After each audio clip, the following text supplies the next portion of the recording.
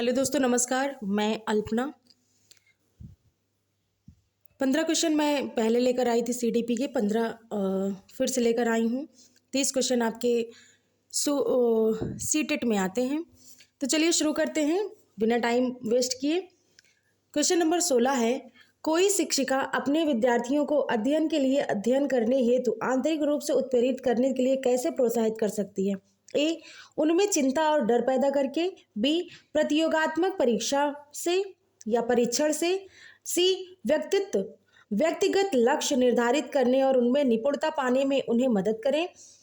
D, साफ दिखाई पड़ने वाले इनाम देकर, जैसे टॉफी आदि से। तो उसे प्रोत्साहित कैसे कर सकती हैं कि व्यक्तिगत लक्ष्य निर्धारित करने और उनमें निपुणता पाने में उन्हें मदद करें। क्वेश्चन नंबर आपका 16 का सी सही है। उसके बाद है 17।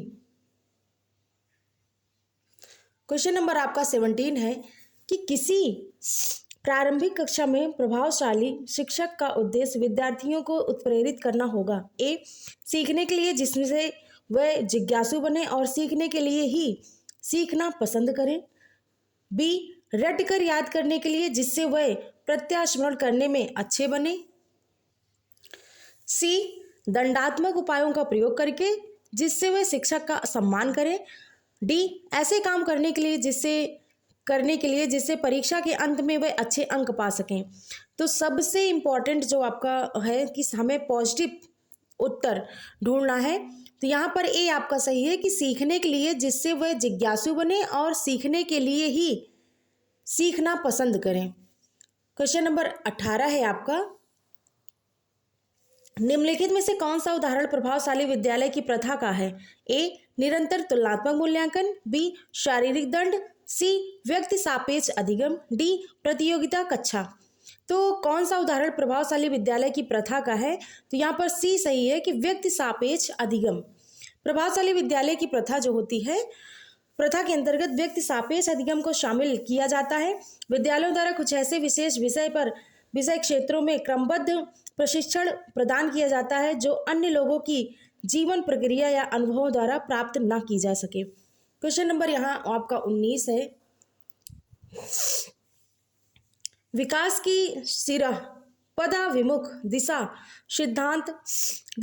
सिद्धांत व्याख्या करता है कि विकास इस प्रकार आगे बढ़ता है। तो ये बहुत आता है कि विकास किस तरह आगे बढ़ता है।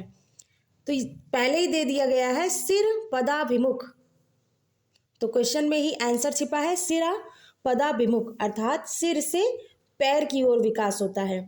तो पहला है सामान्य से विशिष्ट कार्यों की ओर, भिन्न से एकीकृत कार्यों की ओर। सी है सिर से पैर की ओर। डी है ग्रामीण से शहरी क्षेत्रों की ओर। तो आपको दिया गया है यहाँ पर सिरा पदाभिमुख, मतलब सिर से पैर की ओर। तो सी नंबर आपका सही है, सिर से पैर की ओर।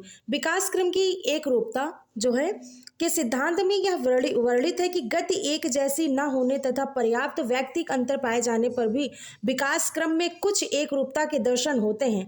विकास का सिर पदाभिमुख सिद्धांत कहता है कि मानव जाति के सभी बालकों का विकास सिर से पैर की ओर होता है।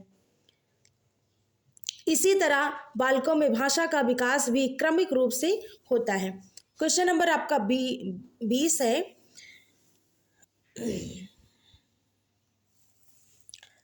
क्वेश्चन नंबर 20 है कि भाषा विकास के लिए सबसे संवेदनशील समय निम्नलिखित में से कौन सा है? जन्म पूर्व का समय, मध्य बचपन का समय, वयस्कावस्था या प्रारंभिक बचपन का समय। तो जन्म पूर्व का समय कोई वही नहीं है कि जब बच्चा जन्म ही नहीं लिया है तो वो भाषा कहाँ से सीखेगा। मध्य बचपन का समय ये भी नहीं, वयस्क में तो बहुत कुछ सीख जाता है।